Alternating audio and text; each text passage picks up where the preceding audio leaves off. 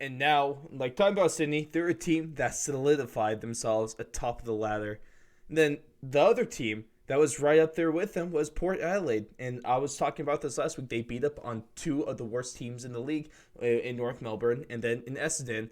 And I was asking, because this is going to be the first real test of their season against West Coast, I was asking the question, are they legit or are they just beating up on bad teams? And I guess that they were just beating up on bad teams because West Coast, one of the better teams in the league, to a lot of people, they are a flag contender, at the least, if anything, a flag favorite.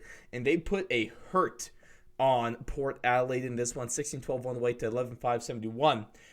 And it was, I think, the thing that really, if you want to say a pun on this one, because he really just jumped off my screen, and that was flying Liam Ryan on this one because he was going everywhere. He was airborne, I think, half the game down. I can't remember when he was actually had his cleats on the ground at this one. He was putting up Specky after Mark, another Specky, and he really led this Eagles offense, especially there in the 50, which they dominated in. They dominated disposals, clearances, and marks.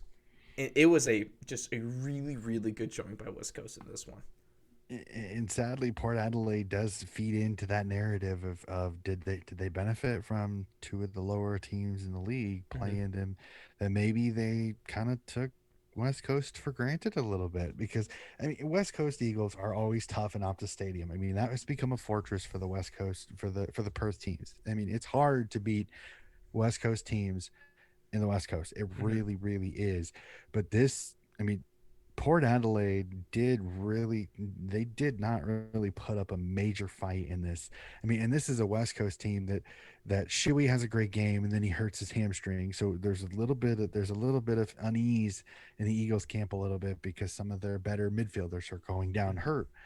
So we'll have to see how they kind of respond to that. But at Port Adelaide, this was the kick in the pants that I think they kind of needed. Mm. This humbled them a little bit because you could tell as they left the field that they knew that they they did not show up the way they should have in a game that I honestly believed they had a chance to go into West Coast and pull the victory out because I thought this team got better through the offseason. They had started off, they had a ton of confidence, and it was like I don't know if the Eagles surprised them with how they came out. If Nick Natanui just gave such a dominance with the tap outs that the midfield really kind of overran Port. Mm-hmm. I don't know, but this is a worrying sign a little bit for Port that this is a loss that really kind of handcuffed you because it questions are you was your first couple of games myth more than they were reality. So we'll have to see coming in.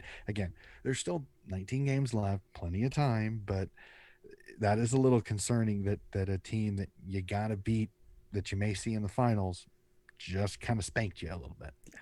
And that is a really good point you made, though. Whether it is like a wake up call for them.